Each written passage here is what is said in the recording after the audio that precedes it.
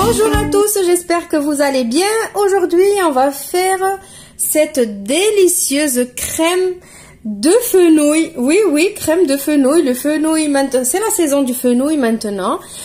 Franchement, moi, le fenouil, j'aime bien le manger soit en salade, soit en tagine. Je l'avais jamais mangé en soupe, mais quand j'ai vu cette recette, je l'ai testée.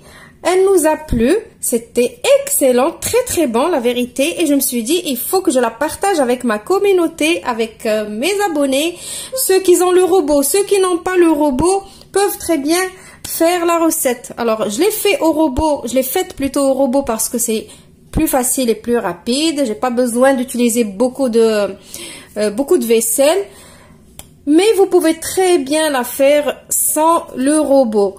Donc, sans plus tarder, on va passer à la recette de la crème de fenouil. Alors, je vais commencer par mettre dans mon bol le fenouil. Donc, les ingrédients ils sont dans la barre d'infos. Je vais mettre aussi les carottes.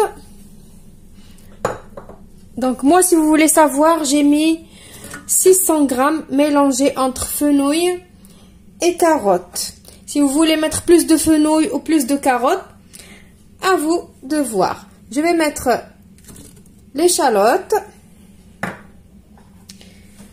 On va fermer le bol et on va programmer 6 secondes, vitesse 7. Voilà, donc vous raclez les parois du bol comme d'habitude. On va maintenant sortir notre balance et on va prendre de l'huile et on va mettre 30 grammes d'huile. Si vous voulez utiliser de l'huile d'olive, c'est possible bien sûr. 25. Sûrement je vais avoir plus. Non, ça va, 30 grammes, voilà. Vous mettez un petit peu de sel. N'en mettez pas beaucoup quand même parce que tout à l'heure on va mettre un bouillon cube.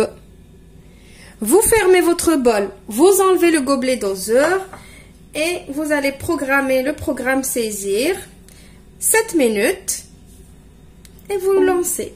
Le couvercle n'est pas fermé. Ok. Donc je relance le programme et je vous retrouve juste après. Maintenant que le programme saisir il a fini, je vais mettre un bouillon cube. Vous pouvez mettre aux légumes, un bouillon de légumes, un bouillon de poule, un bouillon n'importe lequel vous voulez. Et on va rajouter de l'eau bien évidemment. Mais avant, on va mettre la balance et on va rajouter 520 grammes d'eau. Comme je vous ai dit, les ingrédients ils sont dans la barre d'infos. Si vous ne savez pas qu'est-ce que c'est que la barre d'infos, c'est le titre. Vous cliquez sur le titre et vous défilez vers le bas. Vous allez trouver les ingrédients ainsi que les playlists que je vous ai fait pour trouver des recettes. Il y a playlist pizza, playlist gâteau, playlist pain, playlist plat d'accompagnement, playlist... Donc vous trouverez plusieurs. Donc j'y vais doucement pour ne pas mettre beaucoup d'eau. Donc, je dis 520 grammes. Voilà, pile poil. Maintenant, bien sûr, on referme notre bol. On n'oublie pas de remettre le gobelet doseur. Et on va dans le programme normal, le menu de base.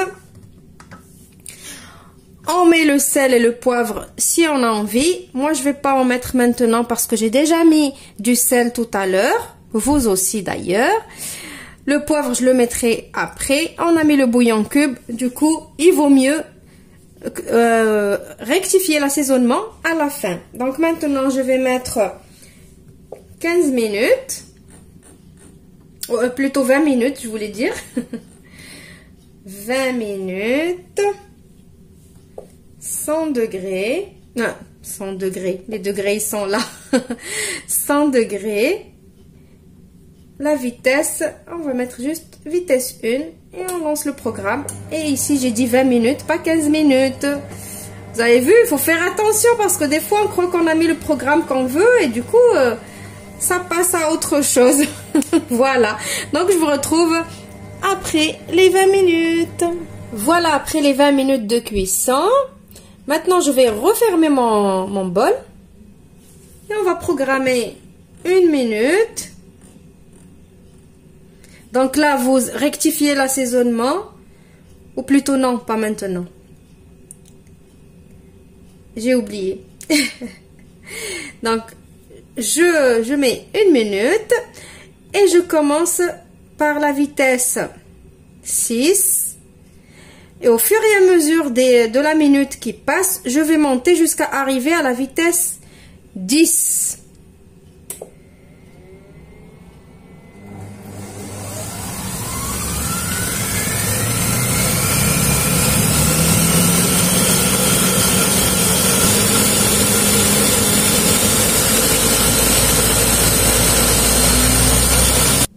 Voilà, maintenant vous goûtez, vous rectifiez l'assaisonnement et je vous retrouve juste après pour le résultat final. Et voilà le résultat de notre crème de fenouil. Donc, je l'ai servi avec des petits copeaux de parmesan et j'ai mis juste pour la touche de couleur, j'ai mis un petit peu de persil haché par-dessus. Voilà, franchement, testez-la, elle est trop bonne. Si vous n'avez pas l'habitude de manger le fenouil, c'est l'occasion. Testez avec la soupe. Je vais vous dire un petit truc. Ne pensez pas que la soupe au fenouil, elle a le goût du pastis ou du ricard. Hein. Là, c'est pas possible. Je pense pas déjà. Je sais pas. Mais parce que j'ai entendu dire que les gens, ils aiment pas manger le fenouil parce que ça leur rappelle l'alcool, le pastis ou le ricard. Bon, je bois pas, je ne peux pas savoir, connaître le goût. Mais j'ai déjà senti l'odeur. Je sais que ça sent le fenouil. Mais bon, la soupe, croyez-moi, elle est trop bonne. Testez-la. Et voilà. Donc, je vous retrouve dans une nouvelle recette prochainement. Au revoir et merci.